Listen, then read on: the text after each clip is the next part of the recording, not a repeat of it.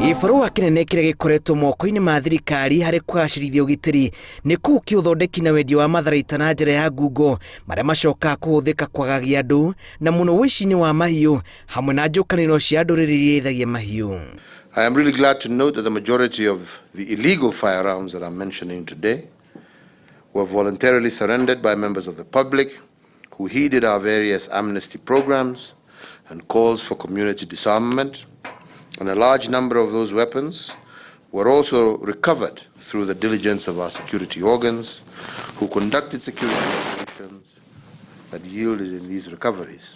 Ngwatanĩro-inĩ na maabitha anene ya ũgitĩri, President Uhuru Kenyatta nĩ atongoretie mĩhang'o ya gũthũkangia mĩcinga 5,144 ĩrĩa ĩkoretwo ĩrĩ moko-inĩ ma andũ na njĩra itagĩrĩire, na rĩu gĩkĩ nĩ kĩonereria kĩa meharĩrĩria ma thirikari harĩ kũhukia thũgũrĩ ĩno ĩrĩa ĩkoretwo ĩkĩhinyĩrĩria ũgitĩri wa bũrũri.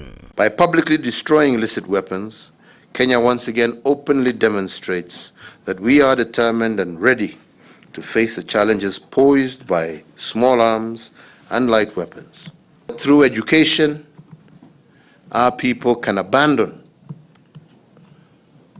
some of our negative cultural habits and adopt and be able to engage each other. Muoroto-inĩ wa kwenjera hariku na kũmunya mũri wa thĩna ũyũ kaimana, President nĩ arekereirie mweke wa goro kũrĩa makoretwo magĩĩthondekera mĩcinga ĩno gũkũ bũrũri-inĩ mehithanĩtie na kũmoria meyumĩrie na kũhiũkia mĩeke ya mawĩra amu kĩganda kĩnini kĩa ũthondeki wa mĩcinga kĩrĩa kĩrĩgĩte kũrugũrũ mwena wa Rũirũ kĩrĩ na ũhoti wa kũmandĩka mawĩra handũ hao kũgiritania na waganu ũrĩa ũrauma bũrũri thayũ.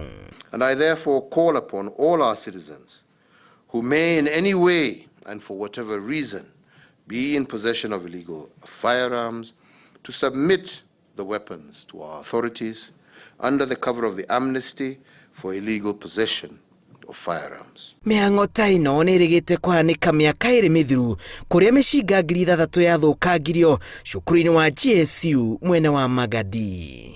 We are determined and ready to face the challenges posed by small arms and light weapons. Gĩribotera Inooro TV, njĩtagwo Julius Karĩithi wa Mũnene.